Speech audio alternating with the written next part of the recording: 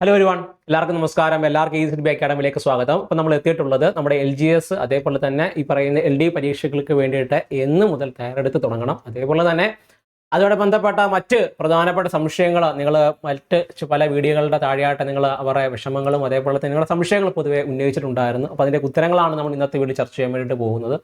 അതിലെ കുറച്ച് ചോദ്യങ്ങളായിരുന്നു. ഈ പറയുന്ന നിലവിലുള്ള റാങ്ക് ലിസ്റ്റ് തന്നെ പൊതുവെ വലിയ അനക്കങ്ങളൊന്നും കാണുന്നില്ല. അതുകൊണ്ട് തന്നെ പിന്നെ പഠിക്കുന്നത് എന്തിനാണ്, അതേപോലെ തന്നെ ഈ പറയുന്ന ഈ വരുന്ന LDCക്ക് തന്നെ തയ്യാറെടുക്കണം നിർബന്ധമുണ്ടോ, ഈ പറയുന്ന രീതിയിൽ മറ്റ് ഇനിയിപ്പോൾ പരീക്ഷകൾക്ക് വേണ്ടിയിട്ട് പഠിക്കുന്നതായിരിക്കും നല്ലത്. അതേപോലെ തന്നെ ഈ പറയുന്ന പ്രായത്തിന് ഈ പറയുന്ന രീതിയിൽ ഇപ്പോൾ വ്യത്യാസങ്ങൾ വന്നിട്ടില്ല, അതുകൊണ്ട് തന്നെ എല്ലാ പ്രായക്കാർക്കും അപ്ലൈ ചെയ്യാൻ വേണ്ടി പറ്റുമോ, അതായത് പിന്നെ ഈ പറയുന്ന റിപ്പോർട്ട് ചെയ്യുന്ന ഒഴിവുകൾ അടിസ്ഥാനപ്പെടുത്തി മാത്രം ഈ പറയുന്ന രീതിയിൽ പഠിച്ചു തുടങ്ങിയാൽ മതിയോ, അതേപോലെ എങ്ങനെ പഠിക്കണം, പ്രായപരിധി, അങ്ങനെ ഒരുപാട് സംശയങ്ങൾ പൊതുവെ ഈ പറയുന്ന ആളുകളെല്ലാം മുന്നോട്ടേക്ക് വെക്കാറുള്ളതാണ്.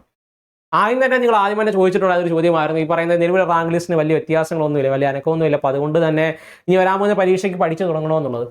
അതായത് ഈ റാങ്ക് ലിസ്റ്റിൽ നിന്ന് ആളെ എടുക്കുന്ന പ്രധാനമായിട്ട് റിപ്പോർട്ട് ചെയ്യുന്ന വേക്കൻസികൾ അടിസ്ഥാനപ്പെടുത്തിയായിരിക്കും അല്ലേ. അപ്പോൾ ഈ പറയുന്ന റിപ്പോർട്ട് ചെയ്യുന്ന വേക്കൻസികൾ അടിസ്ഥാനപ്പെടുത്തിയായിരിക്കും റാങ്ക് ലിസ്റ്റിൽ നിന്ന് ഓരോ ആളുകളെ എടുക്കുന്നത് എന്നുള്ളതാണ്. അത് എല്ലാ പ്രാവശ്യവും ഒരേപോലെ ആയിരിക്കണമെന്നുള്ളതല്ല. അതേപോലെ തന്നെ റിപ്പോർട്ട് ചെയ്യുന്ന വേക്കൻസി എന്ന് പറയുന്നത് എന്തിനെ അടിസ്ഥാനപ്പെടുത്തിയിരിക്കുമെന്ന് ചോദിച്ചു കഴിഞ്ഞാൽ അതാത് വർഷങ്ങളിൽ ഈ പറയുന്ന റിട്ടയർ ചെയ്തിറങ്ങുന്ന ഉദ്യോഗസ്ഥർ എണ്ണത്തിന് അടിസ്ഥാനപ്പെടുത്തിയിരിക്കും. അപ്പോൾ അതനുസരിച്ചായിരിക്കും ഈ പറയുന്ന രീതിയിൽ വേക്കൻസി റിപ്പോർട്ട് ചെയ്യുന്നതും. അവർ വേക്കൻസി റിപ്പോർട്ട് ചെയ്താൽ മാത്രമേ ഇപ്പോൾ റാങ്ക് ലിസ്റ്റ് ചെയ്യുന്ന ആളുകൾ എടുക്കുകയുള്ളൂ. അപ്പോൾ അതും അടിസ്ഥാനപ്പെടുത്തി മാത്രം നമുക്ക് ഈ പറയുന്ന രീതിയിൽ ഇരുന്ന് കഴിഞ്ഞാൽ നമുക്ക് ഈ പറയുന്ന നിയമനങ്ങൾ നടന്നു എന്ന് വരില്ല. ഓക്കെ, അതായത് നമ്മൾ പരീക്ഷയ്ക്ക് വേണ്ടിയിട്ട് ആദ്യം പഠിച്ചു തുടങ്ങുന്ന ഒരു വിദ്യാർത്ഥിയാണെങ്കിൽ നമ്മൾ പൊതുവെ ശരിയാണ് ഈ പറയുന്ന രീതിയിൽ വേക്കൻസിയൊക്കെ ഉണ്ടോ എന്ന് ഒരു മിനിമം എമൗണ്ട് ഓഫ് വേക്കൻസികൾ അല്ലെങ്കിൽ ഈ പറയുന്ന രീതിയിൽ നിയമനങ്ങൾ നടക്കുന്നുണ്ടോ എന്ന് അറിയേണ്ടത് വളരെ ഇമ്പോർട്ടൻ്റ് ആണ്. പക്ഷേ നിങ്ങളുടെ ലക്ഷ്യമെന്ന് പറയുന്നത്, നിങ്ങളുടെ ഒരു ഹോപ്പ് എന്ന് പറയുന്നത് ഈ പറയുന്ന PSC തന്നെയാണെങ്കിൽ, അല്ലെങ്കിൽ നിങ്ങളുടെ ഈ പറയുന്ന if you believe the only way to achieve your dream is through PSC, അങ്ങനെയാണെങ്കിൽ you must work for it എന്നുള്ളതാണ്. അതായത് നിങ്ങളുടെ ഈ പറയുന്ന ഡ്രീം എന്ന് പറയുന്നത് PSC ആണെങ്കിൽ, നിങ്ങൾ ഈ പറയുന്ന വേക്കൻസി കുറവാണെങ്കിൽ നിങ്ങൾ അതിലേക്ക് വേണ്ടിയിട്ട് എന്ത് ചെയ്യണം, ടൈം ഇൻവെസ്റ്റ് ചെയ്ത് പഠിക്കണം എന്നുള്ളതാണ് ഞാൻ എന്ത് ചെയ്യുന്ന പൊതുവെ പറയാറുള്ളത്. കാരണം ഈ പറയുന്ന രീതിയിൽ വളരെ ചുരുങ്ങിയ വേക്കൻസികൾക്ക് പോലും പഠിക്കുന്ന ഇഷ്ടംപോലെ ആളുകൾ നമ്മുടെ കൂട്ടത്തിലുണ്ട്, അത് നിങ്ങൾക്കും അറിയാവുന്നതാണ്. അപ്പോൾ അതുകൊണ്ട് തന്നെ ഈ പറയുന്ന ഈ ഒരു ഈ ലിസ്റ്റിൽ നിന്ന് ഒരുപാട് പേര് എടുത്തില്ല, അതുകൊണ്ട് ഇനി വരാൻ പോകുന്ന ലിസ്റ്റിൽ നിന്ന് ആളുകൾ എടുക്കില്ല എന്ന് നമുക്കൊരിക്കലും പറയാൻ വേണ്ടിയിട്ട് സാധിക്കില്ല എന്നുള്ളത്. പിന്നെ രണ്ടാമത് സംശയമാണ് ഈ പറയുന്ന ഇനി വരുന്ന LDCക്ക് വേണ്ടിയിട്ട് എന്തിന് തയ്യാറെടുക്കണമെന്നുള്ള സംശയങ്ങളെന്ന് പറയുന്നത്. അതിന് ഒരുപാട് കാരണങ്ങളുണ്ട്. നിങ്ങൾക്ക് എല്ലാവർക്കും അറിയാം, കഴിഞ്ഞ വർഷത്തെ LDCയുടെ ഈ പറയുന്ന രീതിയിൽ നോട്ടിഫിക്കേഷൻ വന്നിട്ടുണ്ടായിരുന്നത് 30/11/2023 അത് ലാസ്റ്റ് ഡേറ്റ് വന്നിട്ടുണ്ട് 2024, 2025 ഈ പറയുന്ന രീതിയിൽ നിന്നുണ്ട് എക്സാമിനേഷനൊക്കെ മറ്റും കഴിഞ്ഞ് ഇപ്പോൾ 2025 ആ സമയത്ത് തന്നെയല്ല, 2025 ഈ പറയുന്ന രീതി റാങ്ക് ലിസ്റ്റൊക്കെ എന്ത് ചെയ്യുന്നു വന്നിട്ടുണ്ടായിരുന്നത്. 2028 ആ സമയം വരെയാണ് അതിൻ്റെ കാലാവധി എന്ന് പറയുന്നത്. അപ്പോൾ അതിന് മുമ്പായിട്ടാണ് അടുത്ത റാങ്ക് ലിസ്റ്റ് പബ്ലിഷ് ചെയ്യേണ്ടതായിട്ടുണ്ട്. അതായത് 2026 അവസാനത്തോട് കൂടി തന്നെ എന്ത് ചെയ്യണം, നോട്ടിഫിക്കേഷൻസ് വരണം, 2027 എക്സാമിനേഷൻ നടക്കണം, 2028 റാങ്ക് ലിസ്റ്റും പബ്ലിഷ് ചെയ്യണം അല്ലേ, 2027 റാങ്ക് ലിസ്റ്റ് പബ്ലിഷ് ചെയ്യണം. അപ്പം തൊട്ട് മുമ്പുണ്ടായത് 2023 വിളിച്ചു, 2024 എക്സാമിനേഷൻ നടന്നു, 2025 റാങ്ക് ലിസ്റ്റ് വന്നു, 2028 റാങ്ക് ലിസ്റ്റ് കാലാവധി ഉണ്ട്. അതായത് ഈ പറയുന്ന 2026 പുതിയ നോട്ടിഫിക്കേഷൻ വന്ന് 2027 എക്സാമിനേഷൻ നടത്തി 2028 കൂടി റാങ്ക് ലിസ്റ്റ് വന്നു കഴിഞ്ഞാൽ 2031 വരെ ആയിരിക്കും റാങ്ക് ലിസ്റ്റിന്റെ കാലാവധി എന്ന് പറയുന്നത്. ഇപ്പോൾ 2031 ശേഷമായിരിക്കണം ഇനി അടുത്ത ഈ പറഞ്ഞ LDC വിളിക്കുക എന്നുള്ളതാണ്. ഓക്കെ, അപ്പോൾ അത്രയും കാലഘട്ടം നിങ്ങൾ ഈ പറയുന്ന രീതിയിൽ അത്രയും വർഷം നിങ്ങളുടെ പോകും എന്നുള്ളതാണ് ആദ്യം മനസ്സിലാക്കേണ്ടത്. ഇതാണ് നിങ്ങളുടെ ഈ പറയുന്ന ഒരു വേ എങ്കിൽ, ഈ പറയുന്ന ജോലി എന്ന് പറയുന്ന സർക്കാർ ജോലിയാണ് നിങ്ങളുടെ ലക്ഷ്യമെങ്കിൽ, LDC ആണ് ലക്ഷ്യമെങ്കിൽ, നിങ്ങൾ ഇത് മിസ് ചെയ്ത് കഴിഞ്ഞാൽ ഇപ്പോൾ 2031 വരെ കാത്തിരിക്കണം എന്നുള്ളതാണ്. ഓക്കെ, ഇനി LGSനെ കുറിച്ച് ചിന്തിക്കുന്നവരാണെങ്കിൽ LGS എന്ന് പറയുന്നത് ഈ പറയുന്ന രീതിയിൽ ഒരു LGS കൂടെ വിളിക്കാൻ സാധ്യതയുണ്ട്. അത് കഴിഞ്ഞതിന് ശേഷം മറ്റൊരു LGS, ഈ പറഞ്ഞ ഒരു LGS കൂടെ വിളിക്കാൻ സാധ്യതയുണ്ട്, ശേഷം ഒരു LGS വിളിക്കുക എന്നുള്ളത് പൊതുവെ സംശയമാണ്. കാരണം ഈ പറയുന്ന രീതിയിൽ ഈ പറഞ്ഞ ഫയൽ കൈമാറ്റങ്ങളെല്ലാം തന്നെ ഈ പറഞ്ഞ കമ്പ്യൂട്ടർ അടിസ്ഥാനപ്പെടുത്തി ആയതുകൊണ്ട് തന്നെ അതിൻ്റെ ഇങ്ങനെ പോസ്റ്റിൻ്റെ ആവശ്യകത വരുമോ എന്നുള്ളത് നമുക്ക് എന്ത് ചെയ്യാൻ ചിന്തിക്കേണ്ട ഒരു കാര്യം തന്നെയാണെന്നുള്ളതാണ്. പിന്നെ രണ്ടാമത്, ഇനി എന്തിനു വേണ്ടിയിട്ട് പഠിച്ചു തുടങ്ങണം ചോദിച്ചു കഴിഞ്ഞാൽ, ഈ പറയുന്ന നിങ്ങൾക്ക് എല്ലാവർക്കും അറിയാം PSC അതിൻ്റെ പ്രായപരിധി 40 ഉയർത്തിയിട്ടുണ്ടായിരുന്നു. അപ്പോൾ അതുകൊണ്ട് തന്നെ ഒരുപാട് ആളുകൾക്ക് അവർ ഈ പറയുന്ന അവസരം നഷ്ടപ്പെട്ടോ എന്ന് കരുതുന്നവർക്ക് പിന്നെ എന്ത് ചെയ്യുന്നുണ്ട്, ഒരു സ്റ്റാർട്ട് ചെയ്യാനുള്ള ഒരു അവസരം കൂടിയാണ് നിങ്ങളുടെ മുന്നിലേക്ക് എന്ത് ചെയ്യുന്നത് ഇപ്പോൾ ഇത് എത്തിയിട്ടുള്ളത് എന്നുള്ളത്. അപ്പോൾ അത് എഫക്റ്റീവായിട്ട് യൂസ് ചെയ്ത് പഠിക്കുന്നവർക്ക് എന്ത് ചെയ്യാൻ പറ്റും, തീർച്ചയായിട്ടും അത് ക്രാക്ക് ചെയ്യാൻ വേണ്ടിയിട്ട് സാധിക്കും എന്നുള്ളതാണ്. എഫക്റ്റീവായിട്ട് പഠിക്കണം എന്ന് ഉദ്ദേശിക്കുന്നത് നിങ്ങൾ ഈ പറയുന്ന രീതിയിൽ 2027 നടക്കാൻ പോകുന്ന പരീക്ഷയ്ക്ക് നിങ്ങൾക്കറിയാം 10,400 വരുന്ന വലിയൊരു ടോപ്പിക് അതിനകത്തുണ്ട്. ആ വലിയ ടോപ്പിക്ക് പഠിക്കണമെന്നുണ്ടെങ്കിൽ നല്ല സമയം ആവശ്യമായിട്ടുണ്ട്. 400 ടോപ്പിക് എന്ന് പറയുമ്പോൾ അത്യാവശ്യം നല്ലൊരു വൈഡ് ടോപ്പിക്കാണ് അല്ലേ, വലിയ വൈഡ് ടോപ്പിക്കാണ്. അപ്പോൾ അത് പഠിക്കുന്നതിന് അത്യാവശ്യം നല്ല സമയം വേണമെന്നുള്ളതാണ്. അപ്പോൾ അതുകൊണ്ടാണ് എത്രയും വേഗത്തിൽ നിങ്ങൾ പഠിച്ചു തുടങ്ങുന്നുണ്ടോ അത്രയും വേഗത്തിൽ തന്നെ എന്ത് ചെയ്യുക, നിങ്ങൾക്ക് അത് നിങ്ങളുടെ ലക്ഷ്യത്തിലേക്ക് എത്താൻ വേണ്ടി പറ്റുമെന്നുള്ളത്, അല്ലെങ്കിൽ കുറേ സിലബസ് പഠിച്ച് തീർക്കാൻ വേണ്ടിയിട്ട് പറ്റുമെന്നുള്ളതാണ്.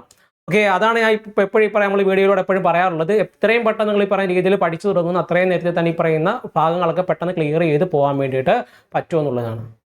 ഓക്കെ, മനസ്സിലാവുന്നുണ്ടോ? അതേപോലെ തന്നെ ഈ പറയുന്ന റിപ്പോർട്ട്, ഈ പറയുന്ന PS നോട്ടിഫിക്കേഷൻ വന്നതിന് ശേഷം ഈ പറയുന്ന വേക്കൻസികൾ എത്രത്തോളം റിപ്പോർട്ട് ചെയ്യുന്നുണ്ടെന്ന് അടിസ്ഥാനമാക്കി മാത്രം പഠിച്ചാൽ പോരെ എന്നുള്ളത്. അങ്ങനെ ഒരിക്കലും നിൽക്കരുത്. കാരണം നിങ്ങൾക്ക് എല്ലാവർക്കും അറിയാം, ഈ പറയുന്ന PS നോട്ടിഫിക്കേഷൻ എല്ലാം തന്നെ ഈ പറയുന്ന രീതിയിൽ പ്രതീക്ഷിത ഒഴിവുകൾ എന്ന് പറഞ്ഞായിരിക്കും വരുന്നത്. അപ്പോൾ അത് മുന്നിൽ കണ്ടുകൊണ്ട് പഠിക്കുന്നത് അത്ര ഉചിതമായിട്ട് എന്ത് ചെയ്യത്തില്ല, നമുക്ക് തോന്നുന്നില്ല എന്നുള്ളതാണ്.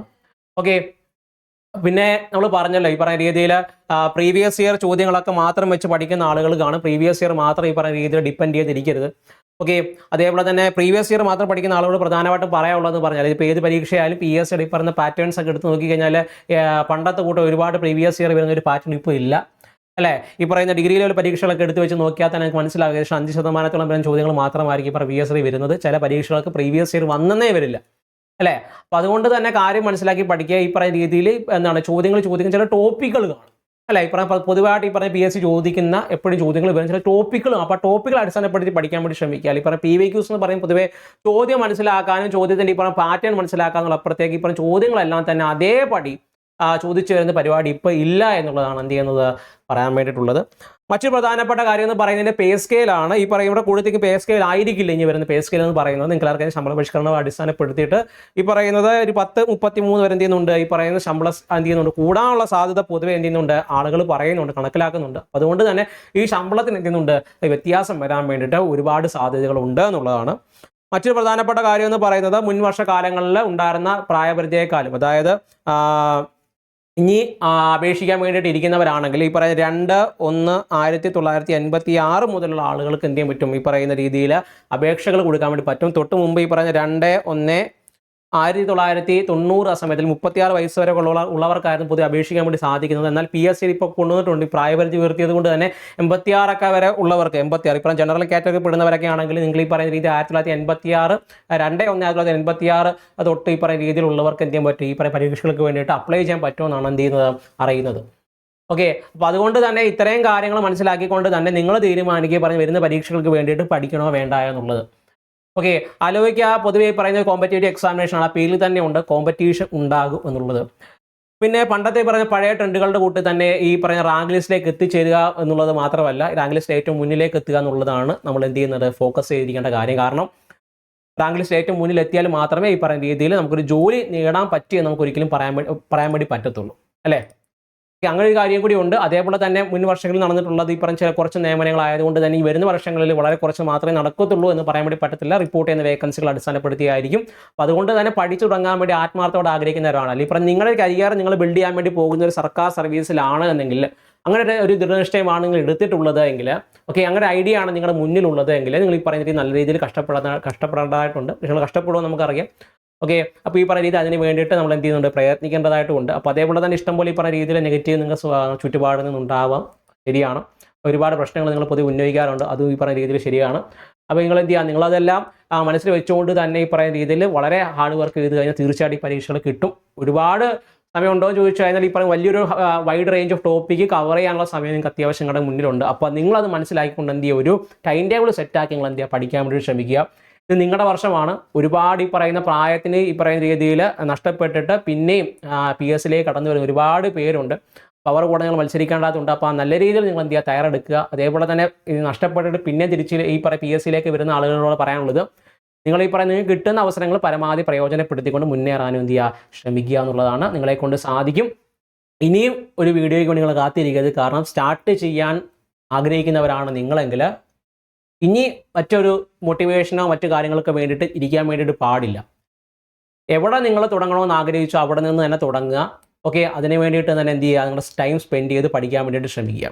ഓക്കെ, അതേപോലെ തന്നെ ഇനി വരാൻ വേണ്ടി പോകുന്ന LDC പരീക്ഷകൾക്ക് വേണ്ടിയിട്ട് നിങ്ങൾ തയ്യാറെടുക്കുന്നവരാണെങ്കിൽ, 2020 നടക്കാൻ വേണ്ടി പോകുന്ന പരീക്ഷകൾക്ക് തയ്യാറെടുക്കുന്നവരാണെങ്കിൽ, നമ്മൾ മിഷൻ LDS 2021 ഒരു ബാച്ച് നമ്മൾ സ്റ്റാർട്ട് ചെയ്തിട്ടുണ്ടായിരുന്നു. ഈ പറഞ്ഞ രീതിയിൽ ഗൈഡൻസോട് കൂടി പിന്നെ പഠിക്കണമെന്ന് ആഗ്രഹിക്കുന്നവരാണെങ്കിൽ, അല്ലെങ്കിൽ ഈ പറഞ്ഞ രീതിയിൽ സിലബസ് എല്ലാം കവർ ചെയ്ത് ഡൗട്ട് ക്ലിയർ ചെയ്ത് പോകണമെന്നൊക്കെ ആഗ്രഹിക്കുന്നവരാണെങ്കിൽ നിങ്ങൾക്ക് തീർച്ചയായിട്ടും ഈ പറയുന്ന കോഴ്സുകളിലേക്ക് ജോയിൻ ചെയ്യാൻ വേണ്ടി സാധിക്കുന്നതാണ്. എന്തെങ്കിലും ഡൗട്ട് ഈ പറയുന്ന കോഴ്സുമായിട്ട് ബന്ധപ്പെട്ടോ ക്ലാസ്സുകളായിട്ട് ബന്ധപ്പെട്ട ഡൗട്ടോ മറ്റു കാര്യങ്ങളോ ഉണ്ടെങ്കിൽ തൊട്ട് താഴെ കണ്ട് നമ്മൾ വിളിച്ച് നിങ്ങൾക്ക് കോൺടാക്ട് ചെയ്ത് കഴിഞ്ഞാൽ അതുമായിട്ട് ബന്ധപ്പെട്ട വിവരങ്ങൾ എന്ത് ചെയ്യും, നൽകുന്നതായിരിക്കും.